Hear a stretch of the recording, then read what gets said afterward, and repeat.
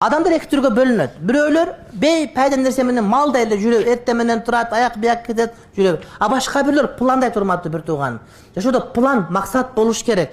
Башында ниет туруш керек. Мен кандай күнгө барам, эмнеге барам, кандай кылам деп ниет түздөп, ошого план болуш керек. Максат эмне деген болуш керек.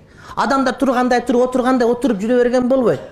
Бир адамдар кой багат, эмне эшмат кой багып бактылуу болуп кетиптир депчи. Жөн эле кой багып алат да, кой баккана буга туура келбейт мисалы үчүн да. Демек максаты жок деген сөз. Максаты жок адамдар эч качан бактылуу боло албай турматты бир тууган. Ошон үчүн ойлонуш керек. Эмнеге салахият бар, эмнеге истидат бар деген сөз. Мисалы үчүн уматты бир тууганым, мечит салган сообиш, бирок бардыгыбыз мечит сала албайбыз да. Чынбы? Эч ким бардыгы сала албайт мечит. Сала турган адамдар бар. Аларга насип болгон. Залика фазлуллах юатиги майдаша. Бул Кудайдын фазилет кимге кааласа берет. Бардыгыбыз Кур'ан окугубуз керек, бирок кулжутуп окуган барыбыз колубуздан келбейт турматты бир тууганым.